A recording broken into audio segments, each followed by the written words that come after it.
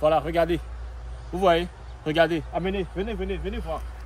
Si vous faites de la tomate, il y a de fortes chances que cette maladie attaque et détruise une bonne partie de votre production. Donc, suivez cette vidéo jusqu'à la fin et surtout, likez, abonnez-vous et activez la cloche de notification parce que la tomate fait partie du top 5 des cultures les plus consommées quotidiennement par l'homme. Ce qui veut dire que si vous voulez vous lancer dans l'agriculture, dans une agriculture rentable, dans une agriculture productive et vous voulez vraiment le faire ici en Afrique, la tomate fait partie des cultures que vous devez normalement viser. La tomate fait partie des cultures sur lesquelles vous devez d'abord vous positionner, sur lesquelles vous devez d'abord envisager vous positionner.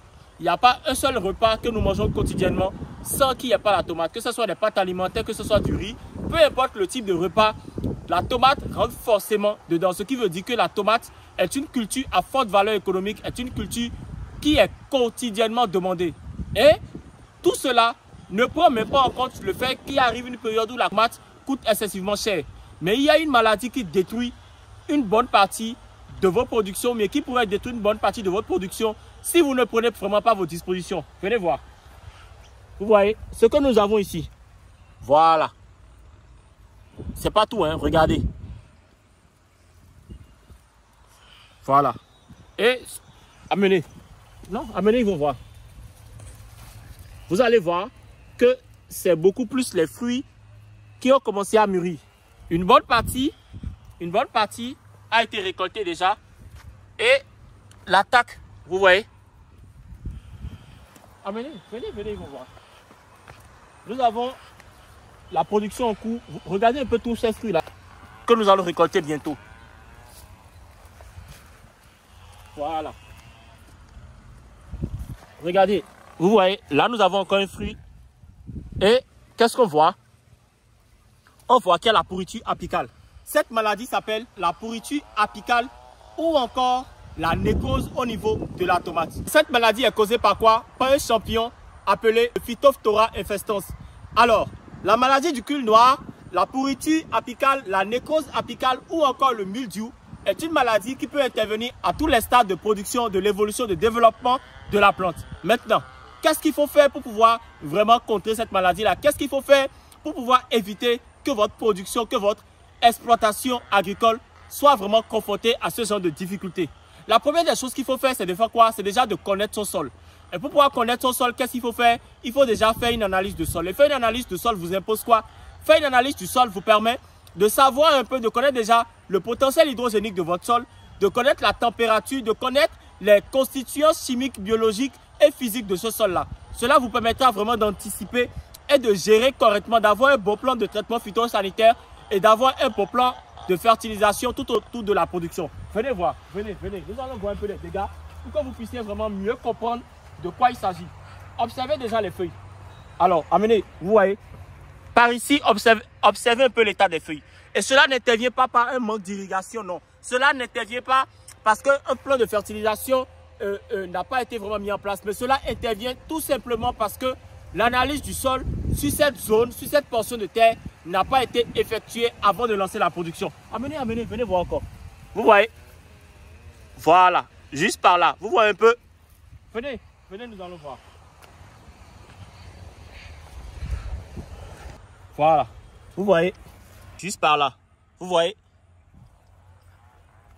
Alors, comment lutter contre le mildiou, la nécrose apicale ou encore la pourriture apicale au niveau de la tomate? Il est déjà très important de faire un apport de calcium au niveau de vos plantes.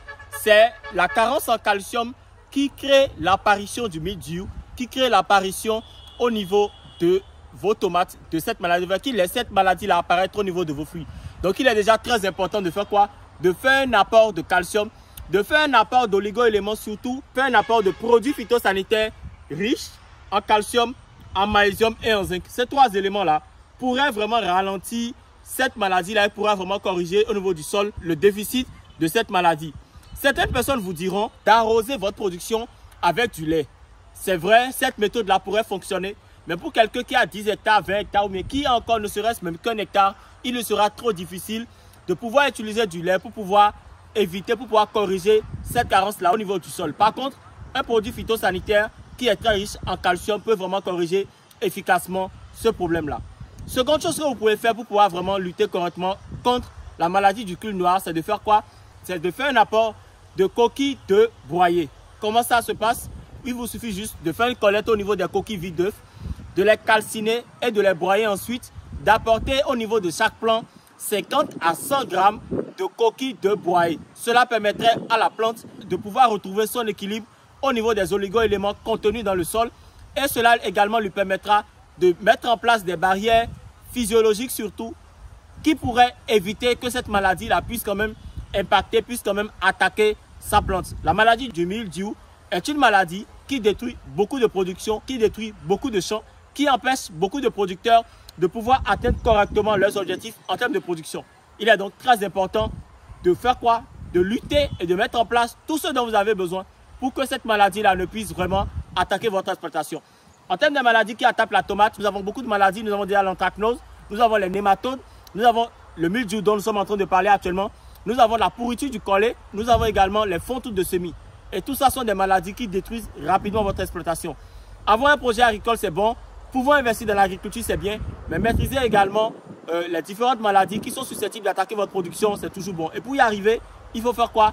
Il faut mettre en place un plan de traitement, un plan de fertilisation et surtout être beaucoup plus dans les actions préventives. N'attendez pas que les maladies atteignent votre production agricole avant de vouloir prendre des dispositions.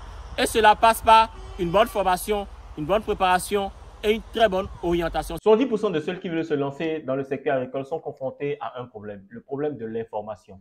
Beaucoup ont envie d'investir, beaucoup ont envie de faire de belles choses, mais ils sont souvent confrontés aux dures réalités liées au secteur agricole en Afrique. Eh bien, j'ai la solution pour vous. J'ai écrit pour vous un livre totalement gratuit intitulé « Les 7 piliers d'une production agricole ». Ce livre-là vous donne non seulement les bases dont vous aurez besoin pour lancer votre production agricole, mais également il aborde des thématiques comme le type de sol et leur gestion, les techniques de culture, la gestion de l'eau, la fertilisation et l'amendement, la lutte contre les ravageurs, les maladies, les techniques de récolte, de commercialisation et de vente. Et surtout, nous parlons ici d'innovation et de technologie en agriculture. Vous savez tout comme moi que réussir un projet agricole est conditionné par certains paramètres qu'il faut absolument respecter. Eh bien, ce livre-là ne vous donne pas seulement les informations dont vous avez besoin, mais ce livre-là est un peu comme pour vous un guide, une boussole qui vous oriente dans la mise en place de votre projet agricole.